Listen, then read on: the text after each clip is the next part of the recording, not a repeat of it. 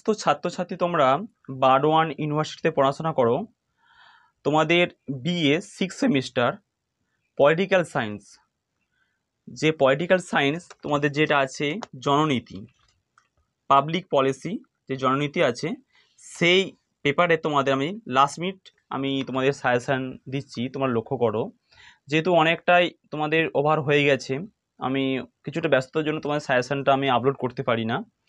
তোমাদের যে আজকে যে পেপারগুলো সাজেশান রাখবো সেটা হচ্ছে 2 নম্বর, 5 নম্বর এবং 10 নম্বর।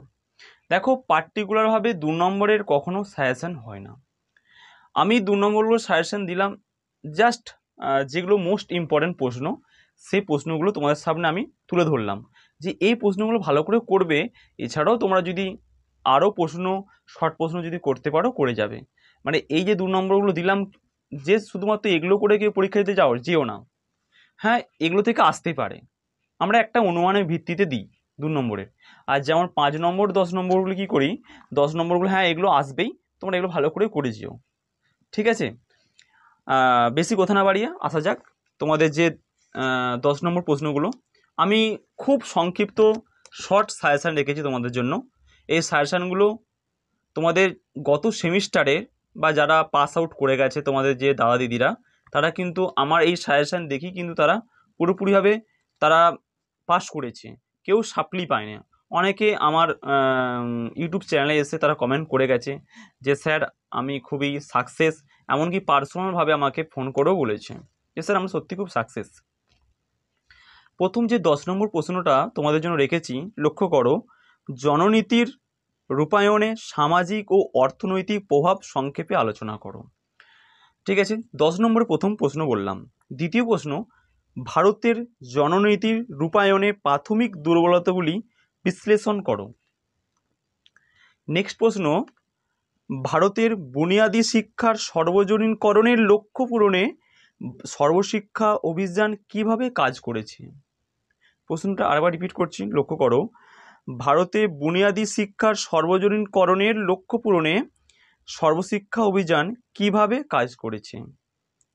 নেক্সট প্রশ্ন, ভারতের নীতি ও রূপায়ণকারী সংস্থাগুলির ভূমিকা ব্যাখ্যা করো। শেষ প্রশ্ন, বর্তমানে আমরা ভারতে কোন জননীতি নিয়ে অধ্যয়ন করব, এর উপর একটি সংক্ষিপ্ত টিকা লেখো। ভালো করে প্রশ্নটা বলছি, শুনো, লক্ষ্য করো তোমরা। বর্তমানে আমরা ভারতে কোন জননীতি নিয়ে অধ্যয়ন করব, এর উপর সংক্ষিপ্ত আলোচনা করো। বা এই প্রশ্নটা যদি ঘুরিয়ে দেয়, তোমরা লক্ষ্য করবে, ভারতে জননীতির অভিজ্ঞতা বিশ্লেষণ করো। আমি যে 10 নম্বরের যে 5টা সাজেশান দিয়েছি, এই 5 নম্বরের জাস্ট 10 নম্বরের জন্য তোমাদের টোটাল 5টা দিয়েছি। দেখো, সবগুলোই ভালো করে করবে। দেখো, এই অল্প মুহূর্তে সবগুলোই ভালো করে দেখে যাবে। আমি সংক্ষিপ্তভাবে দিয়েছি, বা তোমরা এগুলো ভালো করে করে যেও, নাহলে কিন্তু সাপ্লি চলে আসতে পারে।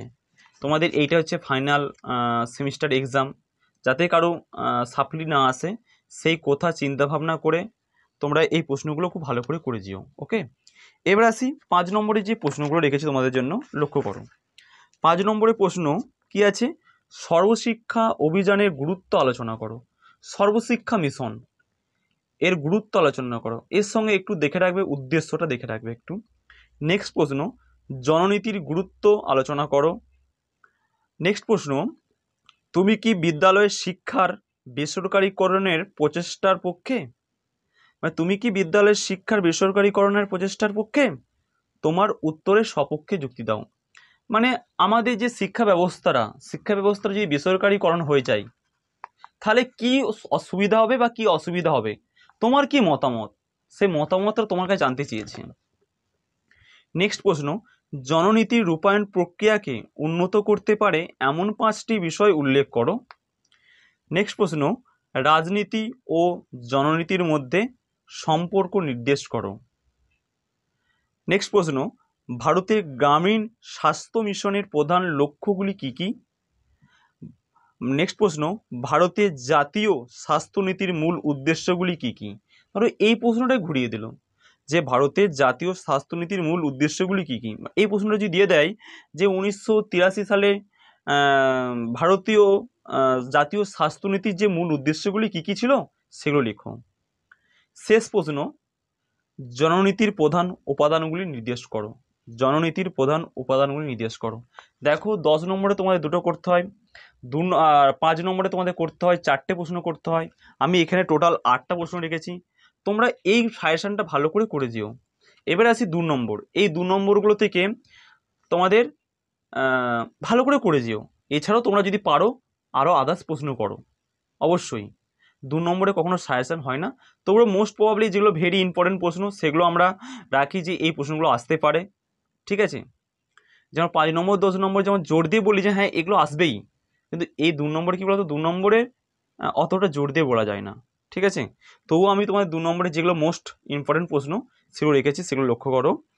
যে কোনো দুটি জাতীয় স্বাস্থ্য কর্মসূচির আলোচনা করো। যে কোনো দুটি জাতীয় স্বাস্থ্য কর্মসূচি লেখো, আলোচনা বলছি, লেখো। নেক্সট প্রশ্ন, জননীতি কেন প্রয়োজনীয়? পরের প্রশ্ন, আশা কর্মীদের কাজগুলি কি কি?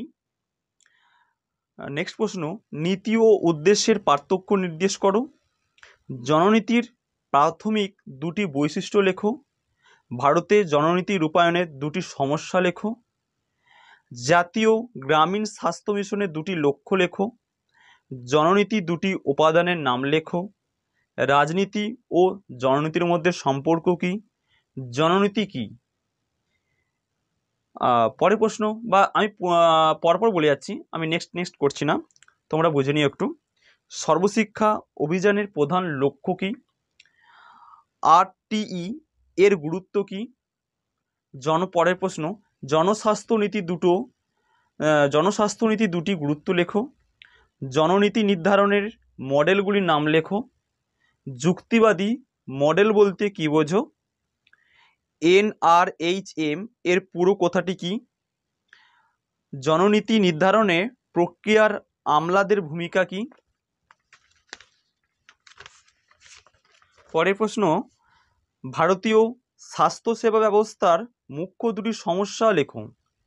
প্রশ্নটা ভালো করে লক্ষ্য করো যে ভারতীয় স্বাস্থ্যসেবা ব্যবস্থার মুখ্য দুটি সমস্যা লেখো। ভারতে কোন সালে NRHM প্রবর্তিত হয়েছিল? ভারতের সর্বশিক্ষা অভিযানের মুখ্য দুটি লক্ষ্য লেখো। কিভাবে নীতি সিদ্ধান্ত এবং নীতি লক্ষ্যকে স্বতন্ত্র করবে? এই 2 নম্বর প্রশ্নগুলো তোমরা ভালো করে যেও। এই 2 নম্বর প্রশ্নগুলো আমার আশা করা যায় 70% তোমরা এখান থেকে প্রশ্ন পেয়ে যাবে। আর আশা করি 30% তোমরা একটু অন্য কোনো বই থেকে বা তোমাদের যে বই আছে সেই বইগুলো থেকে তোমরা ভালো করে পড়ো। আশা করি 70% তোমরা এখান থেকে 2 নম্বর থেকে কমন পেয়ে যাবে। আর যে 5 নম্বর যে 10 নম্বর যে সাজেশানগুলো দিয়েছি সেই সাজেশানগুলো তোমরা ভালো করে যেও। এবং তোমাদের যদি পুরোপুরিভাবে আমি তোমাদের সুস্থতা কামনা করি, তোমরা আগামী ভবিষ্যৎ যাতে ভালো কাটুক, বা সামনে পরীক্ষা তোমরা ভালো করে পরীক্ষা দাও, পরীক্ষা দিয়ে তোমরা অ্যাচিভমেন্ট করো, এই শুভ কামনা করি তোমাদের।